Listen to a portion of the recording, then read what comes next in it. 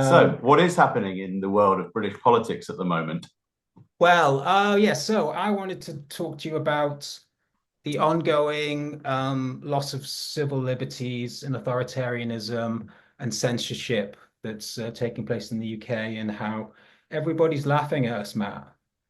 Everyone's laughing at how people are getting arrested on Twitter, and you can't you can't say that Hamas look pretty cool and they look like the Foot Clan from the Turtles. I wouldn't say that. I don't believe that myself, but you can't even if I did, you wouldn't be able I wouldn't be able to express that. Um, they do look cool, some people would say. Wouldn't you agree with that, Matt? The Turtle Foot Clan? They do They look like look the Foot cool. Clan, and the Foot Clan are cool. The Turtle Foot Clan look amazing. But you're thinking that Hamas might or might not look like the Turtle Foot Clan. No, they definitely look like the Turtle Clan, and the Turtle Clan are definitely cool. But Uh, I wouldn't say personally that the coolness element like crosses over into Hamas. Some people might say that. I wouldn't.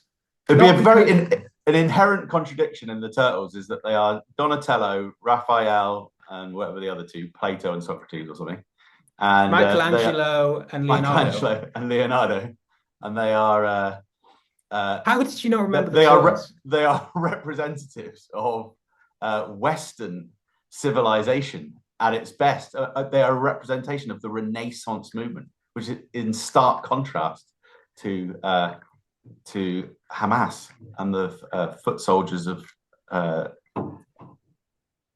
Oh my! I've got an electrician. You're gonna have to cut that bit out. Hang on a sec. You were just onto something, I and was on to something. There's an inherent contradiction in the turtles, which is that they represent the Renaissance Western philosophy, but at the same time, you're saying that I never really knew what the foot soldiers were. What are they? But you're saying well, that they look like Hamas. So in the is film, in the original 1990 film, they were just like street kids in New uh, York who were being taken in by Shredder. They sort of, they'd lost their way. what would Shredder be in this great Middle East analogy? Well, Shredder initially was a Japanese master of whatever ninja, I guess. The Ninja Turtles, aren't they? And in the cartoon, he is also that, but the cartoon's a bit different, and the later films they involve Krang. I don't know if you remember this character who's from another Yeah, dimension. And I think like Shredder's boss. yeah, so Shredder teams up with Krang, and Krang is trying to move the Technodrome from this other dimension, and the foot soldiers are, I believe, his army, so they're not of this world, I guess. Yeah, But I do think, yeah, like so Splinter, who was the the pet rat. rat of uh the rival to Shredder, and Shredder killed his owner. Splinter ends up in New York, coming from the East, Yeah. and he then embraces Western culture and he names the turtles all after these Western stuff. So he's one of these people that sort of accepted globalization, I suppose. Yeah. And Shredder's sort of fighting for the cultural um cultural like foothold. There's definitely a risk, isn't there, in overreading films and TV and trying to read political messages in everything. No, all I wanted to say was that not that I have anything positive to say about Hamas, but if I were to have anything positive to say, I couldn't say it, Boom. right? And I think that's interesting. Firstly, because if you go on YouTube and you watch American stuff about politics, Mm-hmm. they all say whatever the hell they like. And for some reason, that's allowed in the UK, uncensored. I In think the that right, the Americans are allowed to say it in well, on because it's on British YouTube, YouTubes. and Yeah. I have to sit here and listen to them with their free speech and views about Mm. Hamas and a terrorist organization. And it's weird that you're allowed to listen to all that stuff, but you can't actually say it yourself. And so I think that's why it gets very confusing where people don't actually know the law in their own country Mm. because you're inundated with the culture and the practices of the US. So are you saying that Britain has inherently got a kind of disadvantage in terms of what British people can say in on British territory um, about international politics and indeed national politics, riots and so on,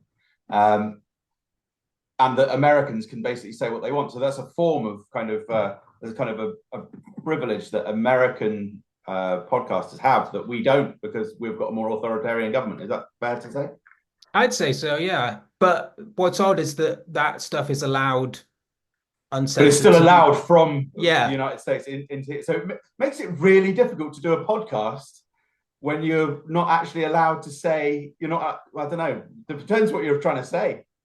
But at the moment, But you I don't seem to know, be could worried I about comparing Hamas to the fucking turtles. could I Has could it I really got sam that bad? Is that how bad it is in this country that you can't make a jokey comment of comparing the street gangs of the turtles I mean show they are the to villains. Hamas?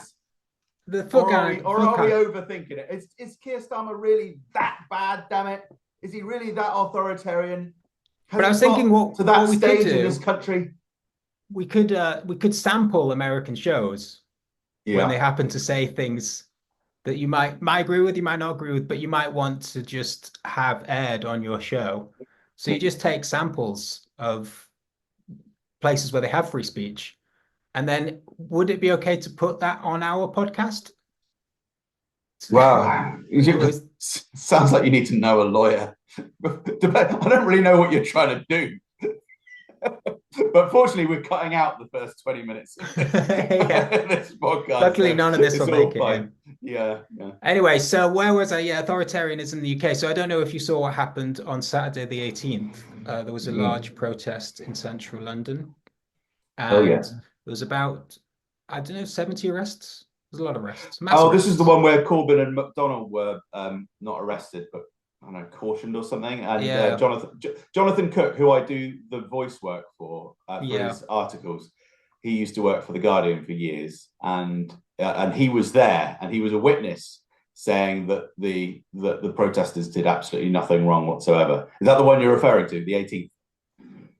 That's what I'm referring to, yes. Yeah, Um, yeah, but yeah, the reason that came about was because of, well, you'll be surprised to hear anti-Semitism or the weaponization of anti-Semitism. Because in the week leading up to it, actually in the months leading up to it, as I'm sure you're also well aware, Owen Jones released an article for Dropsite News, which again, Jonathan Cook noted yeah. was not in The Guardian, even though he's a Mm-hmm. Guardian reporter. Mm. Owen Jones released an article criticizing the BBC's coverage of what's happening in Mm. Gaza. And Yeah, he did so, very well. Well done, Owen. yeah, no, it was very good. I mean, I haven't actually read it, but I've heard it was good. And Owen Jones It's has very, obviously been very. to, It was very difficult to read it all because it was very long and very detailed. He did well, great.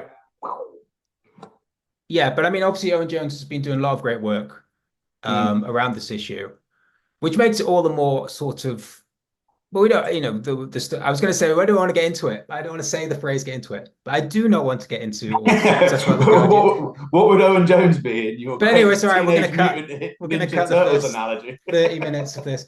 So yeah, Owen Jones wrote this He would be article. April O'Neil. He would be April O'Neil. She's in on this case. Better hurry up. No time to waste, Owen. Well done. And Owen, Sorry. um, It's anyway, so the Palestine Solidarity Movement have been having protests every weekend for over a year. It's quite incredible how long this has been going on and how many people have been turning out. And it's also quite incredible how little it's really reported on in that respect. It's reported on in respect of being a threat from time to time to people living their lives. But I think it's got to be the longest running, biggest protest in the world over the issue. And I don't know Mm, exactly why that is. I guess there's a number of reasons to do with Britain's historical role in it, Britain's role right now, the large Muslim population of the UK relative to its population compared to, say, the US. Um, I imagine I don't really know what the Palestine population of the UK is. I mean, it's going to be small, but for a country in Europe, I imagine it's more significantly larger than most. I don't know about France, but I don't know exactly the reasons. But for whatever reason, it has been a very it's always been a prominent movement on the left in the UK. But I think what's happened over the last year is it's become just a sort of general the outcry and the organization around the protests have become sort of part of a general public feeling against what's going on. And it's obviously one of the reasons that it's not ever really reported in those ways is because the government and I suppose the media have no interest in it. But the other reason is that they've got this useful out, which is that it's all anti-Semitic. And mm, you get people, you get like really sweet, nice, good faith people saying, I want to protest. I really hate what's going on, and I really want to help out and do something. I just don't want to be involved in anything anti-Semitic. And it's like you, it's just you. Well, you can't. It's all anti. That's the whole point. Like there are people that think that some people are protesting this because they genuinely feel that there's a problem, and other people are doing it for anti-Semitic reasons. And it's very hard to navigate between these two. And to go on, say, the large London demos, you might find yourself involved in anti-Semitism. That's the way I think a lot of people see what's going on, which is completely crazy. I mean, I don't know, but it's sort of this view, right, that in the UK, if 60,000 people come out on the streets, or maybe more towards 100,000 at some of the bigger ones, like the reason that people come out on the streets is not because of an outcry against genocide, but the only that's just that could happen, but it seems more likely that what's happening mm, is that people are coming out because of their hatred of Jews. And I don't know, mm. that it's quite a And crazy. that they're going out there and they're like, do you know what? If I speak to enough people here, I might be able to secretly see if I can get them to agree over a long period of time with some anti-Semitic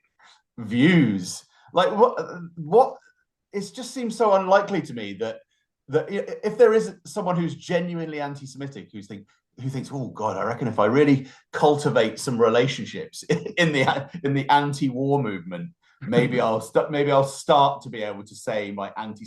No, they're not going to that rally in the first place. They're going to very different rallies and much smaller rallies.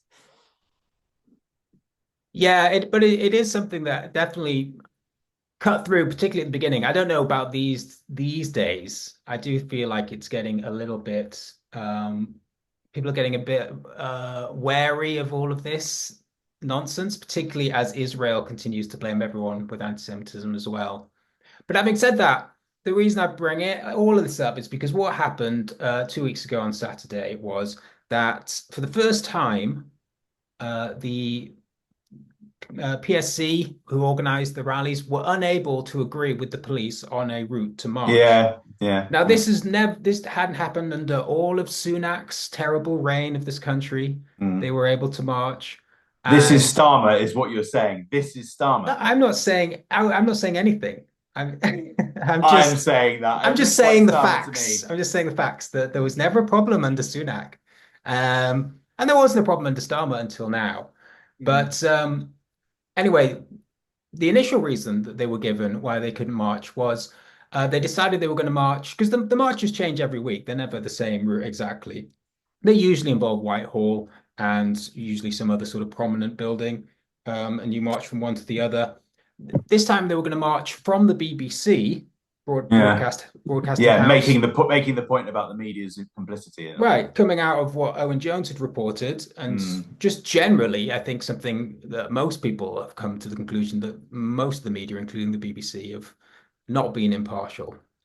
And they were going to march from the BBC to Whitehall, to Parliament Square, where they usually end the demos and give speeches and whatnot. And the police said they couldn't do that because there is a synagogue nearby Mm. Mhm. that will A be, mile away. yeah, I don't know if it's quite a mile away, but it's not on, I looked it up, it's not on the route. Mm, It's, mm, if you're saying the BBC is the start of the route, then this is way past the start. The way it was described was that it was on the route, people would be marching past it, or was down an alley near where people would be marching. But it was actually beyond the route by a couple of blocks. So I mean, anyway, so the organizer said, okay, because they have services and stuff at that time, around 12 o'clock when they start the marches, we'll do it the other way around. We'll start at Parliament Square and we'll go up to the BBC. And the police said, no, you can't do that. Even though by the time they got there, there wouldn't be anything happening at the synagogue. Um, I mean, they shouldn't have even capitulated. It was just such a ridiculous idea to think that there was any issues with the synagogue at all. But obviously, that comes out of all of this long line of stuff that we've talked about and I've talked about on Complaints to Play. You know, it's obviously it doesn't just start with what's been going on in Gaza. It starts 2015 maybe with Jeremy Corbyn or yeah. 948. Well, you did that. It started in '94. Yeah, yeah. So it Well, started in the but 1920s with British Palestine. but I think, as you said in that excellent video a few weeks ago about Thank you very much. the role of Starmer and that group. Sorry, just to leap to the Brexit thing, where they led that idea of a second referendum. Really, even though they knew that that couldn't work, but they did it so that they could screw the Corbyn leadership. And it's the same thing. This is just a continuation of that. That's essentially what Starmer's doing. He's finding reasons to eradicate Corbynism, and he's still doing that. I mean, maybe there are other motivations psychologically or whatever as well, but I don't think we should ever lose sight of the fact that there is always a threat from the Labour left, like decent human beings, as I see them, to undermine You mean like the Foot a. Clan? I don't know about the book. Undermine the power of the Labour right, and Yeah, I that's mean always going that's to be a why. consideration, isn't it? So, and I think they're probably doing that again with the protest now. Yeah, I mean the Is that two too go much of a hand in hand. stretch? No, no, I mean Surely well, it's not. it's crucial to understanding that, and I think the failure to Yeah, understand that under Corbyn's leadership that there was obviously a convergence of interests between destroying Corbynism and the yeah. left and people within the Israeli lobby who wanted to stop criticism or have a change in policy in this country around Palestine. Well, one of the I did a post about Neil Ferguson, the Empire historian, right wing Empire historian, because he had a debate with someone called Scott Horton from antiwar.com a few weeks ago, and one of the things I noticed that was really interesting was that Neil Ferguson was talking as though politicians work in the national interest, as though there is a national interest, that there is a cohesive thing that we all, at least ideally, strive towards. And Scott Horton was saying, what are you talking about? That's not a thing. That's like kings and queens history. That's like the great man of history nonsense. And like, you're a professional historian. Like, people, political power operates in the interests of its constituent, uh, operates for the benefit of its constituent interess. So, of course, even though there might be elements of idealism and ideology and whatever going on, at the end of the day, the Labour government has to maintain its own power, else it won't be there anymore.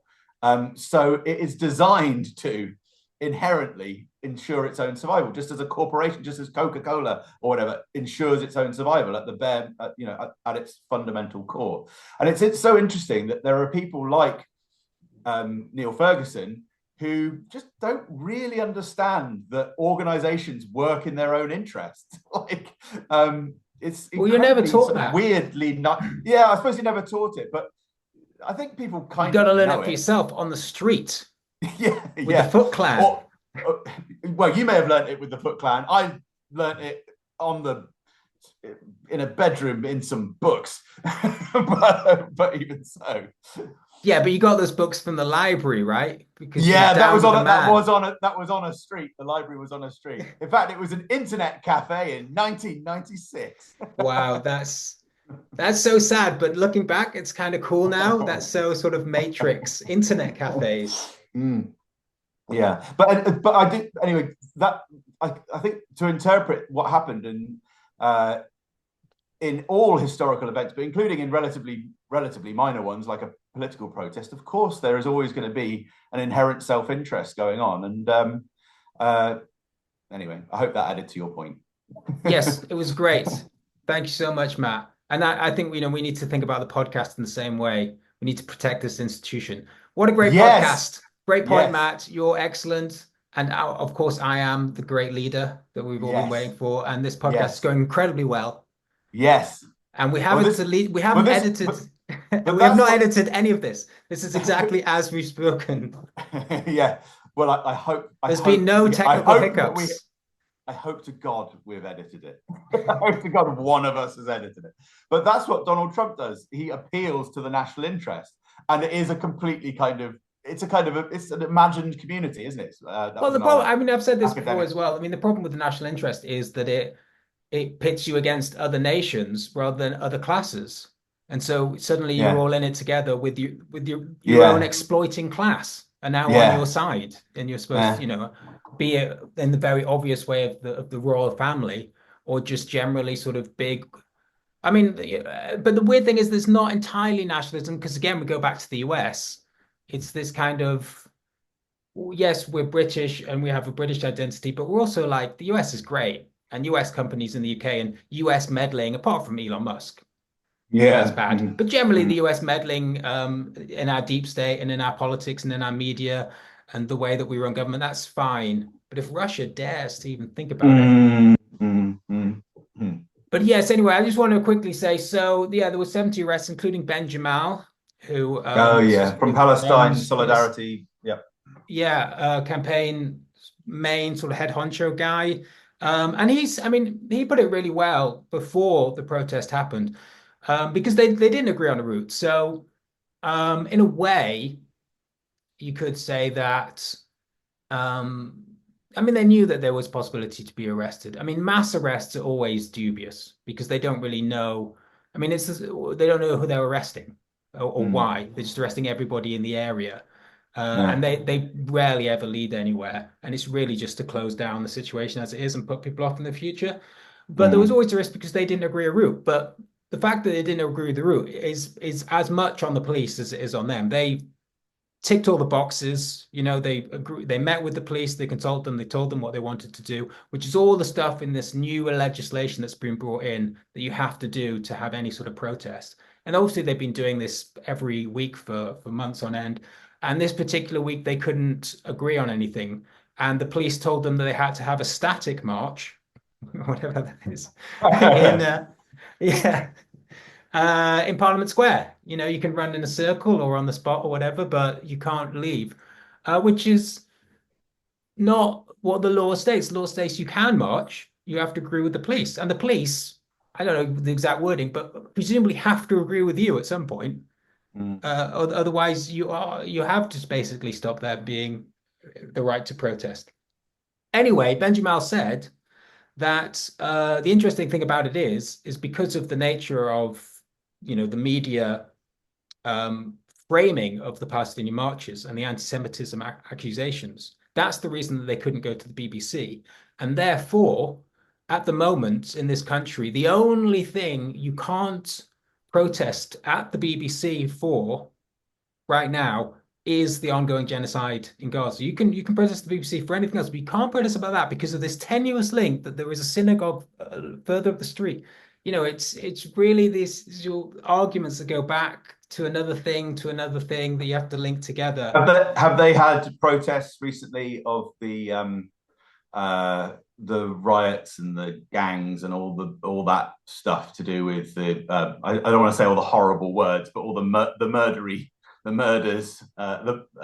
up north and all that. Has that Well, all been protested by the at the BBC as well? I Is that of mean, interest? Southport one of the area. things about right-wing protests, not saying that that's necessarily a right-wing issue, but that if you are going to protest spontaneously, generally these are right-wing organizations who don't, they don't fill in the boxes. They have no respect for British bureaucracy. Yeah, Um, you but and they guys also on and they the far also right, you need to queue up more they efficiently. tend to be not treated as harshly for this crime. Right. Um, they tend to get away with having spontaneous protests. And that's Um, what's happened with Tommy a few months ago. He had a big rally, didn't he? In that same area in London, I think I'm right in saying. yeah. And was that treated quite well Well, I then? think the Quite police kindly did. by the police? I mean, I don't know. I Softly. don't know the details of that, but the police did close it down. But it was an illegal Yeah. protest. Now, I Yeah. think Tommy Robinson should be allowed to protest without informing the police in public spaces like really appropriate spaces like outside Downing Street. Seems like a pretty good place where I think really anyone should be allowed to protest at any time. Would make sense to me. But as the law stands, you have to, phone the police ahead of time and tell them where you're going to be and what kind of numbers you're going to have. Now, obviously, the Palestine Solidarity Campaign do this for a number of reasons. One, Yeah. they're a big enough organization to be able to do it, and two, they're in a kind of propaganda war with the media about the actual substance of what they're campaigning about and the people that are turning up. So obviously you would do it if you can, but I do, and I imagine the PSC would agree that ideally you shouldn't have to do any of this stuff.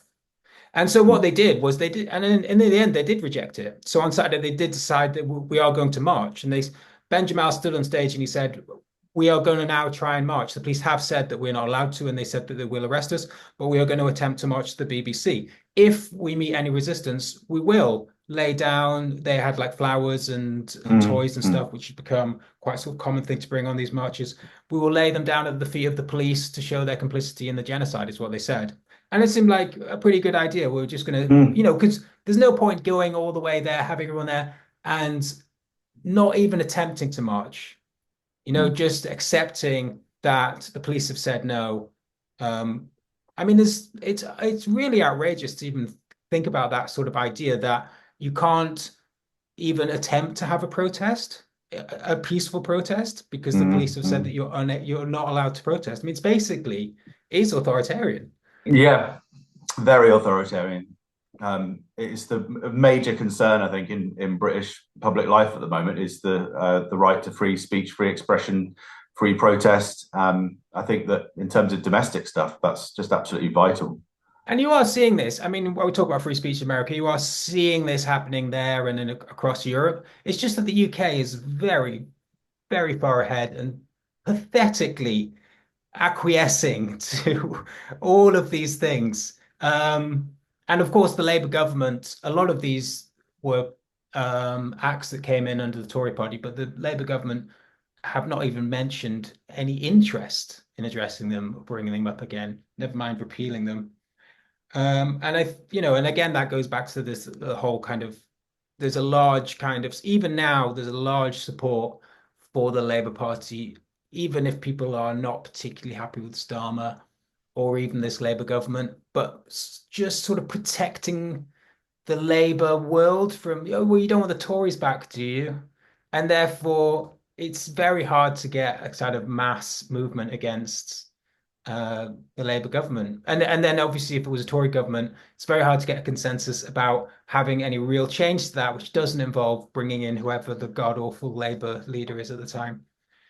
So I do think it's a complete mess. But for some reason, I know it's similar in other countries, but for some reason, the UK is profoundly worse than what's going on everywhere else, maybe apart from It, Germany. is that true? Have you looked into that a little bit and I've looked compared into it. these different? Look, Matt, this pod, I would never say anything on this podcast that I hadn't done loads of Fully. research on. Yeah, yeah. I mean, mostly on the street, a street search. Um, Yeah. I mean, what do I know? Because we get all the But American that's media the on board. impression. That's the That, impression that you've that's the got over impression I get. years of examining British Years and politics. years of watching stuff on I YouTube. suspect you're right. I just would be interested to know if, how it is going in Germany and Hungary, and whether and how easy it is to protest on the streets or on campuses. Indeed, in the United States, I mean, there were a lot of arrests, weren't there, last summer? Um, Someone was saying to me the other day about how they thought that the academia was actually a really good thing, that where it was part of this movement for justice in Palestine. And I was like, what are you talking about? That was crushed by the academic institutions. And he was like, well, but the protests were there. It's like, that's irrelevant. And like, it doesn't matter that there were some people And who were again, part of academia who protested, if ultimately the institutions themselves smashed it. That would be like saying that we didn't go to war in Iraq because a million of us didn't agree with it. We did. Britain and did. again, the reason was because of Jewish students. I mean, regardless of what the Jewish students' actually opinions were, all of the people, the academics were like, "Oh, we've got to protect our Jewish students." And I do think Oh it's yeah, like yes, yes, this yes. Yeah. weaponization, not of anti-Semitism, but of Jewish people. And you just say, Mm. well, I'd love to let the protests continue, but these bloody Jews, God, they're so scared all the time of everything. It's like, stop blaming that you're the head of the university. You decide what's going on there. And it's your decision. Don't, offload it. Same with the police. I mean, same with Starmer. It's like, obviously I love the Palestinian protests. I'm a big supporter of the Foot Clan, but like this synagogue, man, these guys, these God, whiny these they're Jews. really in my ear. These Yeah. guys. Oh yeah, yeah, yeah, yeah. I mean, that is really what's happening is that they are bringing in they're basically stopping the right to protest And under that's the a little bit like, excuse. Yeah. and definitely not to be mean to Owen Jones, but that's a little bit like what he was like years ago, when he'd be like, "Yeah, I do agree on all this, but God, some of my mates have been a little bit." Well, that's the thing that I mean, that's the thing, the parallels with um, what happened in the Labour Party. And again, a yeah. lot of this stuff was happening in the BBC, which now turns out is biased on Gaza. I wonder if it's biased on anything else related to those issues.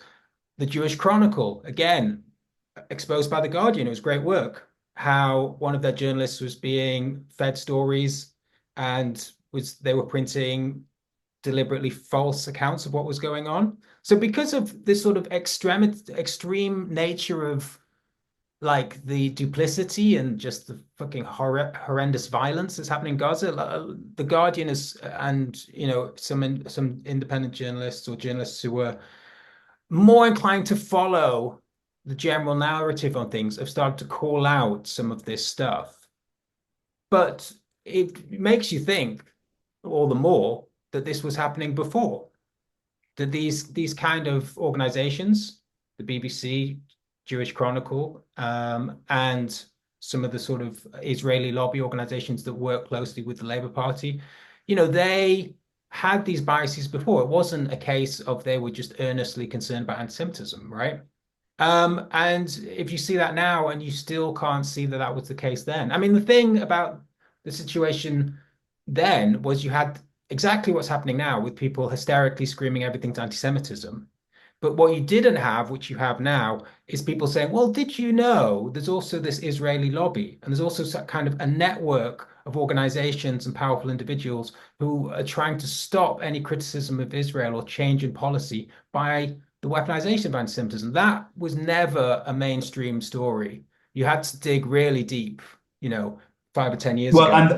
and the deeper you go into that kind of thing, the more you get the vibe of conspiracy theory Yeah. and of conspiracy theorists. But actually, while conspiracy theory can be obviously can lead to rabbit holes and in not accurate answers, institutional analysis, like I was saying, to criticize the historian Niall Ferguson, institutional analysis, organizations work in their own interests. That's not a conspiracy theory. That's called institutional analysis. and it should be very obvious that that governments and companies and interest groups and charities and everyone does those things, Well, I particularly think when they're the problem particularly in people groups. have is that Israel is a good country and everyone there is good and the government's good and the BBC is good and they would never. And I mean, I was shocked. I think a lot of people were shocked to the scale and level of the deceit and accusations against Corbyn and the Labour membership at the time. I think maybe naively, but such a kind of wide open smearing for so long. Um, but Wide open smearing. What wide a open phrase. smearing of Corbyn. Sounds like something you wouldn't want to wake up to and see in your bathroom. Well, we can show it all once we've got our loyal fans account. Yeah, yeah. Uh, they won't. The audience won't know what we're talking about because we've cut out the first half an hour of Well, this. we're gonna have to keep it in now. um, But anyway, I just getting back to your point, I think there is maybe you could flip it and say it's great what's happening in Britain because the reason that you do see kind of censorship taking place in the US, not to the same extent, but you don't have the same extent of protests.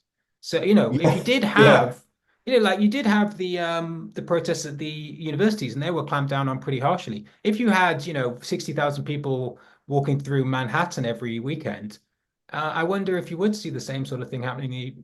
So maybe the UK is the best. I've seen all around. UK is the best country in the world.